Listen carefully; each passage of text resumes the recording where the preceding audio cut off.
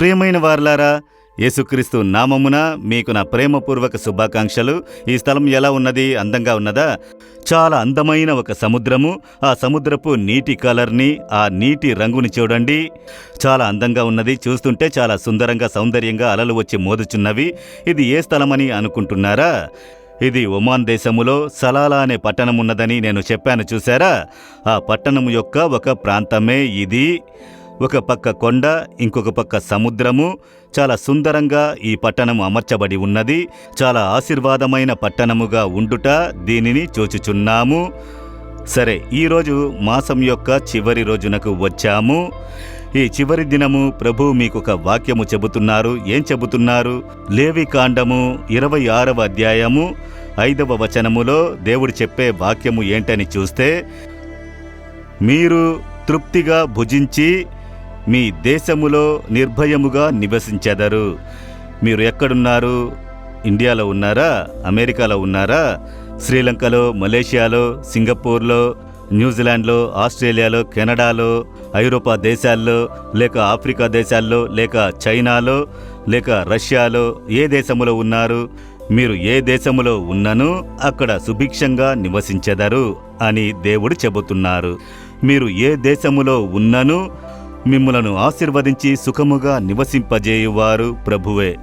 ఆయనే మిమ్ములను ఆ దేశములో నాటారు, లేక మిమ్ములను ఆ దేశమునకు తీసుకువెళ్ళి ఒక ఉద్యోగము ఇచ్చి మిమ్మును నివసింపజేశారు. మీరు ఏ దేశంలో ఉన్నారో అది ప్రభువు వల్ల జరిగినది. ఆ దేశమును మీరు ప్రేమించాలి, ఆ దేశం కొరకు ప్రార్థించాలి, ఆ దేశం యొక్క మేలు కొరకు దేవుని వద్ద విన్నపించాలి. అలా ఆ దేశం యొక్క మేలును ఇష్టపడి మీరు ప్రార్థించితే ఆ దేశములో ఏ మేలు కొదువు లేకుండా ప్రభు మిమ్ములను ఆశీర్వదించును. మీరు స్వార్థముతో ఒట్టి డబ్బుని సంపాదించాలి, నేను బాగుండాలి, నేను ఆశీర్వాదంగా ఉండాలి, దాని కొరకే అని కుంచిత భావం కలిగిన వారై ఉంటే దేవుడు మిమ్ములను ఆశీర్వదించలేడు. పూర్ణ ఆశీర్వాదము ఉండదు, బాధింపులు కలుగును.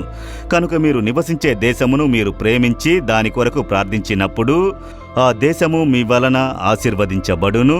మీరు ఆ దేశములో సుఖముగా నివసించెదరు. మీ ఉద్యోగం భద్రముగా కాపాడబడును. మీ వృత్తి ఆశీర్వదింపబడును. మీ వరుమానము పెరుగును. మీకు ఆరోగ్యము, సౌఖ్యము కలుగును. మీరు ప్రార్థించుటలేదు, బైబిల్ చదువుటలేదు, ప్రభువును వెతుకుటలేదు, దానికి నాకు సమయము లేదని చెప్పుట, లేక ఒట్టిగా స్వార్థముతో ప్రార్థన మాత్రమే, మా కొరకు, నా కొరకు, నా కుటుంబమని ప్రార్థించుట, అలా ఉంటే మీరు నిర్భయముగా నివసించలేరు, బాధలతోనే ఉందురు. కనుక దేవుని వాక్యమును బట్టి ఇప్పుడు మిమ్మును సమర్పించుకుని, నేను ఉన్న ఈ దేశమును నేను ప్రేమించుచున్నాను దేవా, దీని కొరకు నేను ప్రార్థించేదను దేవా అని చెప్పి నిజంగా చెప్పి చూడండి. మీరు ఉన్న స్థలములో, పట్టణములో, దేశములో నిర్భయంగా నివసించెదరు. విశ్వసించెదరా? అలాగైతే ప్రార్థించుడి, దేవా, నేను నివసించున్నట్లు నీవు నన్ను నాటిన ఈ దేశము, దాన్ని నేను ప్రేమించుచున్నాను. ఈ దేశము యొక్క మేలు కొరకు, ఆశీర్వాదం కొరకు ప్రార్థిస్తున్నాను. ఈ దేశంలో ఉన్న వారందరూ రక్షింపబడాలి, సత్యమును తెలుసుకోవాలి, దాని కొరకు నేను ప్రార్థిస్తున్నాను. పాపము నుండి, శాపము నుండి విమోచింపబడి ఆశీర్వాదంగా ఉండుట కొరకై ప్రార్థిస్తున్నాను. ఈ దేశములో నన్ను, మమ్ములను నిర్భయముగా నివసింపజేయుచున్న దేవునికి స్తోత్రములు. అన్ని బాధలు, సమస్యలు, ఆటంకములన్నిటినీ మార్చి ఆశీర్వదించు దేవునికి స్తోత్రములు. యేసు నామములో ఆమెన్, ఆమెన్.